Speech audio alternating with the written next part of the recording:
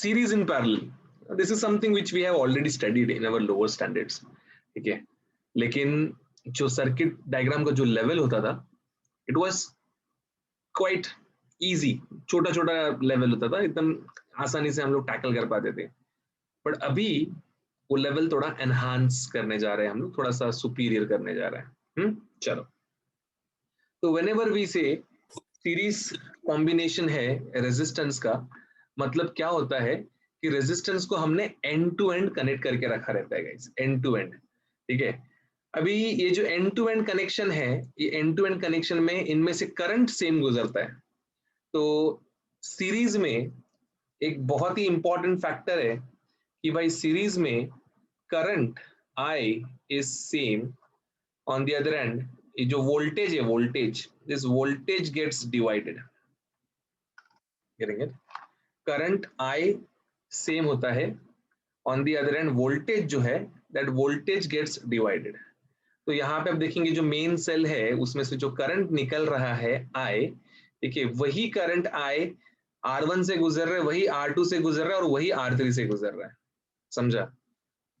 Current same है, हाँ, लेकिन वोल्टेज ड्रॉप इधर पे V1 would be equals to IR1, इधर पे V2 would be equals to IR2 and V3 would be equals to IR3. समझ रहे हो बात को?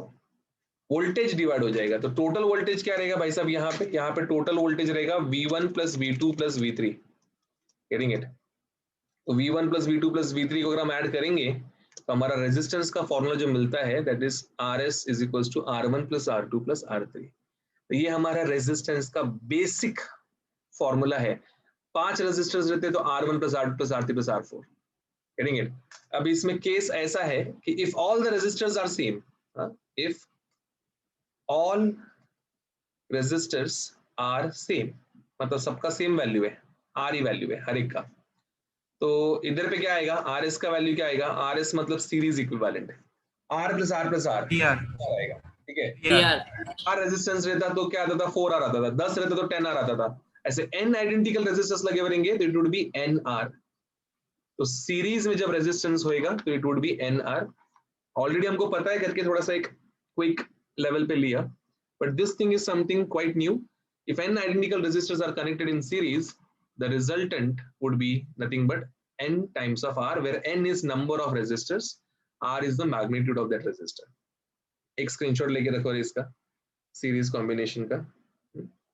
ठीक है, तो सीरीज में करंट सेम रहता है. ऐसे पैरेलल में क्या सेम रहता है फिर? What is same in parallel?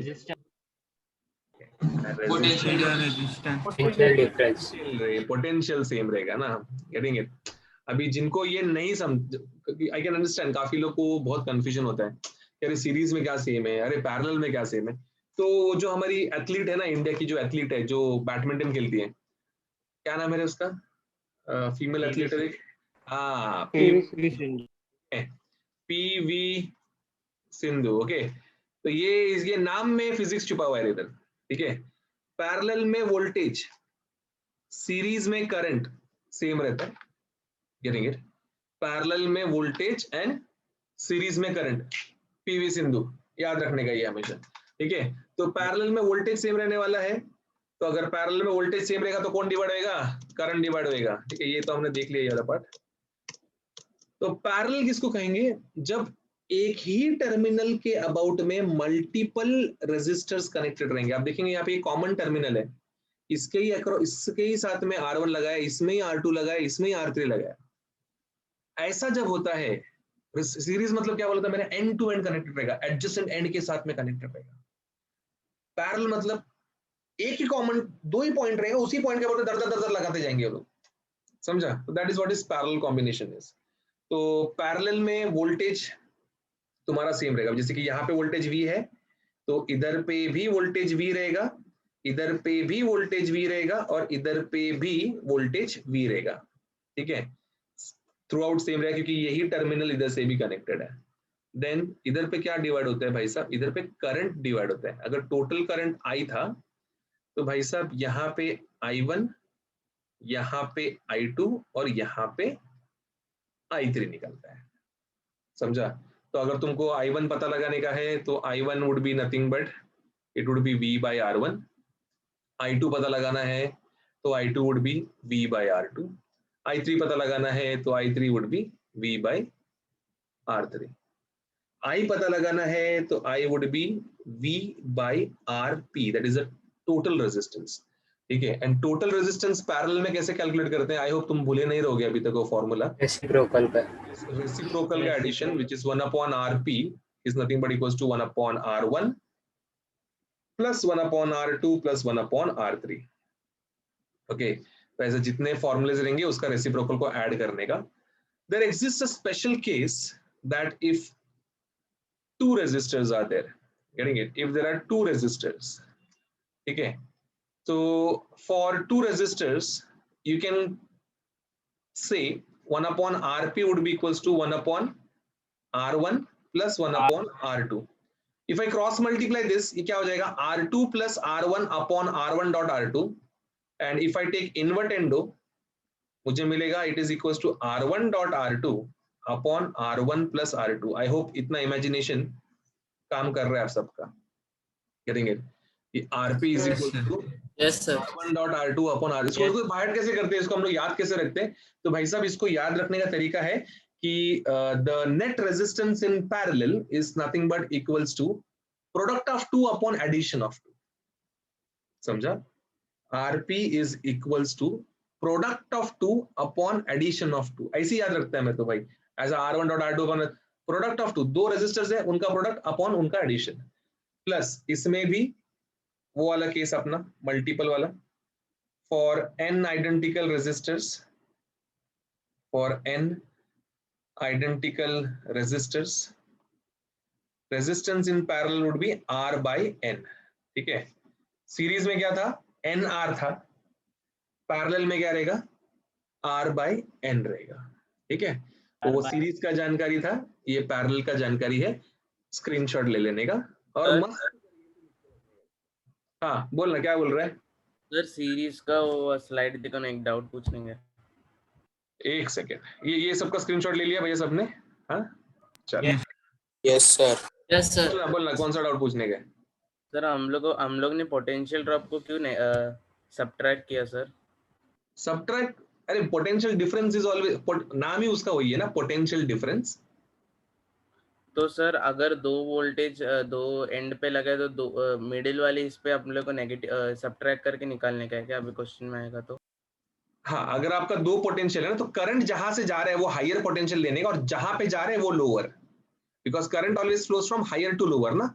तो यहाँ पे तू देखेगा ए से लेके सी में फ्लो हो रहा है, ठीक है? तो it would be VA minus VC, समझा?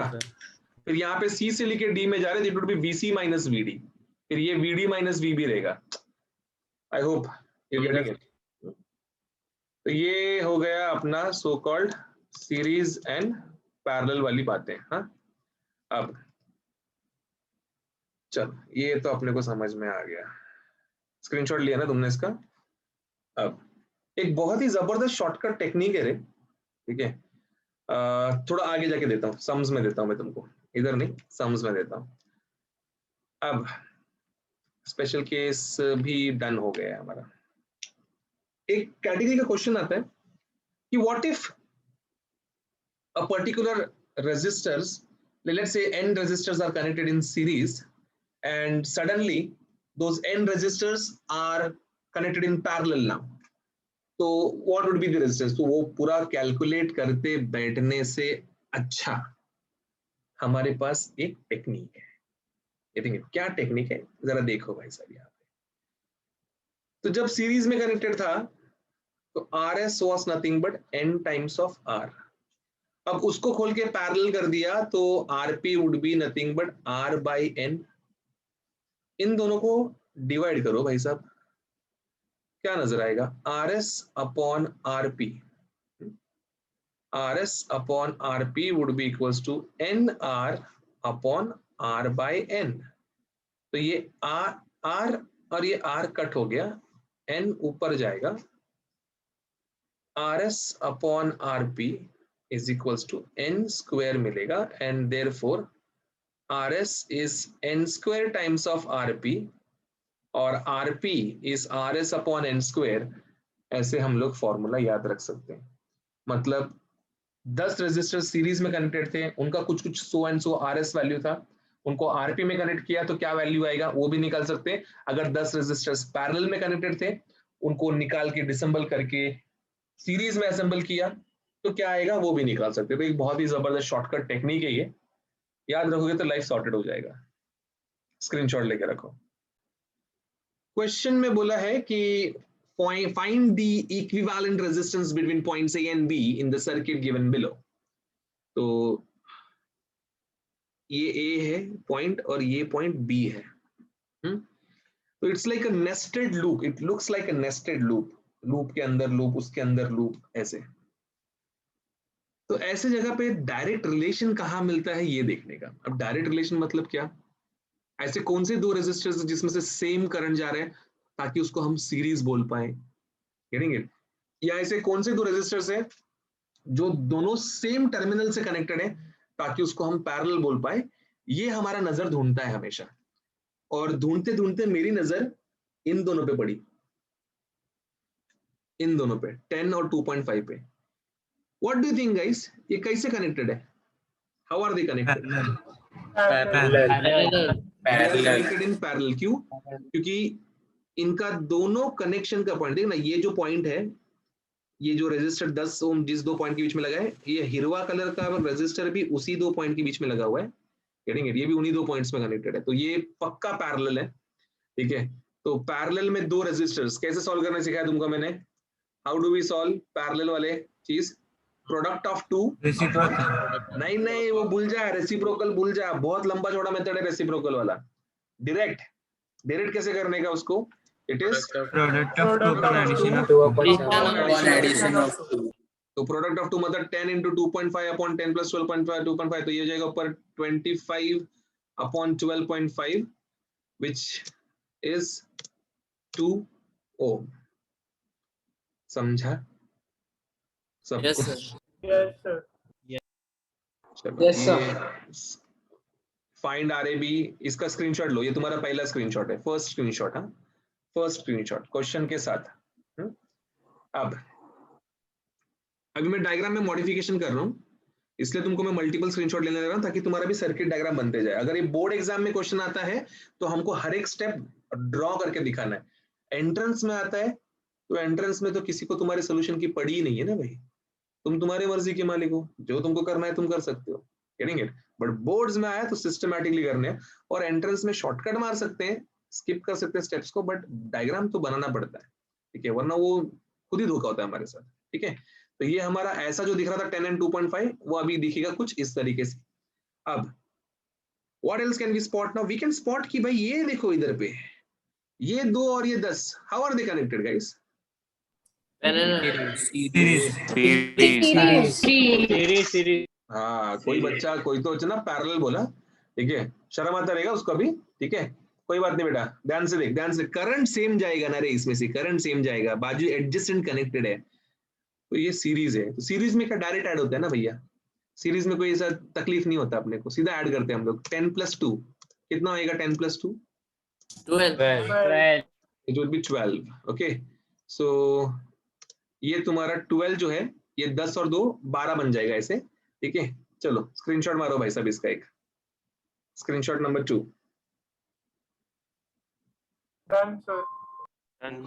ये जो 12 हुआ, ठीक है, अब सर्किट देखो ना, सर्किट देखो ना, ये 10 और 2 ऐसे दिख रहा था, अब ये 12 हो गया, तो 12 12 सामने नजर आ रहे हैं। Yes sir. यस अगेन अभी वापस से सेम वही टेक्निक कि भाई ये पैरेलल है, गेटिंग इट।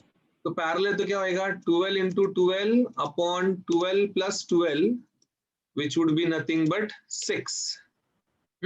अब यहाँ पे तुमको देता हूं मैं खतरनाक हिंट, जो हमको ऑलरेडी पता है, बट मैंने उसको तुमको यूज नहीं करने लगा है ताकि तुमको ये फॉर्मूला का भी आदत हो। बट हमेशा याद रखना, जब दो सेम वैल्यू के रेजिस्टेंस पैरेलल में कनेक्टेड हो, जब दो सेम वैल्यू के रेजिस्टेंस पैरेलल में कनेक्टेड हो, आपको डायरेक्टली ये याद रखना है, वो फॉर्मूला जो सिखाया था मैंने R/N वाला, RP R 2 रेजिस्टेंस कनेक्ट है मतलब 2 होएगा, R/2 होएगा, मतलब क्या जो भी वैल्यू रहेगा उसका हाफ हो जाएगा। मतलब क्या, इधर पे 12 था तो इसका रिजल्टेंट क्या आने वाले, 6। Getting it? ऐसा यहाँ पे 10 ओम होता तो उसका आंसर 5 आता। तो इतना याद रखना, दो सेम रेजिस्टेंस अगर पैरेलल में कनेक्टेड हो तो उसका रिजल्टेंट हाफ होएगा। इससे अपना बहुत टाइम बचता है, बहुत मतलब बहुत भयंकर लेवल पे टाइम बचता है। चलो स्क्रीनशॉट नंबर 3।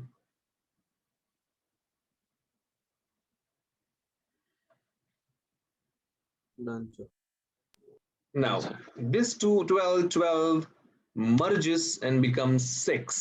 ठीक है, ये ऐसे 6 बन जाता है। अभी अब तो दिख ही रहा रहेगा तुमको भी, छुपा कहाँ है कुछ तुमसे। ये 10 और ये 6 क्या हाल में, हाउ आर दे 16 सीरीज में, तो ये क्या हो जाएगा 16 हो जाएगा भैया। ठीक है, हाँ, और अभी थोड़ी देर पहले सिखाया, थोड़ी देर पहले, जस्ट थोड़ी देर पहले सिखाया, दो सेम रेजिस्टर से तो इसका आंसर आएगा 8 ओम। तो अपना जो रिजल्टेंट आंसर है, जो हमारा क्वेश्चन था, resistance between RAB is 8 ohm. Final screen shot.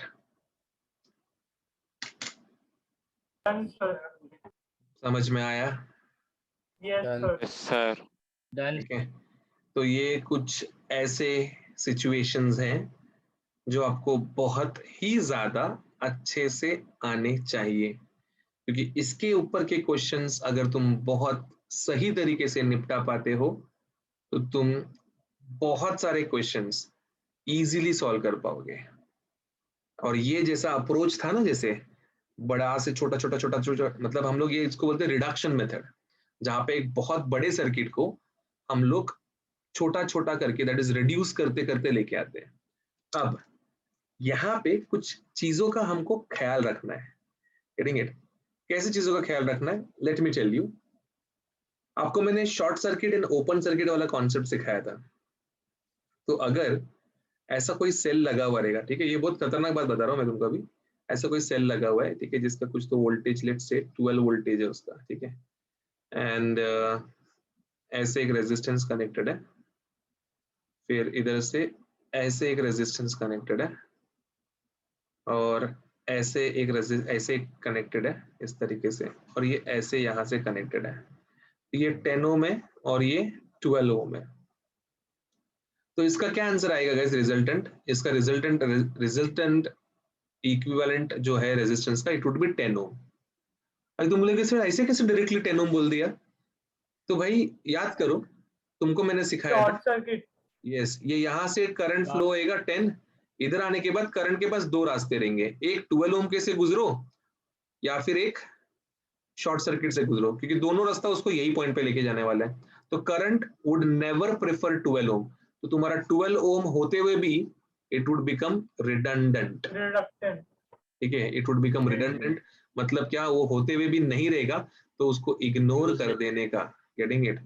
उसको इग्नोर कर देने का, वैसे गायब हो जाएगा वहां से वो, समझा? It would become open circuit. तो करंट यहाँ से लेके ऐसे फ्लो होएगा। तो हमारा जो असली सर्किट है, it would look like just like this. इसलिए उसका रिजल्टेंट आंसर क्या निकल के आने वाले, 10 निकल के आने वाले। समझे? That's how you're supposed to remember things.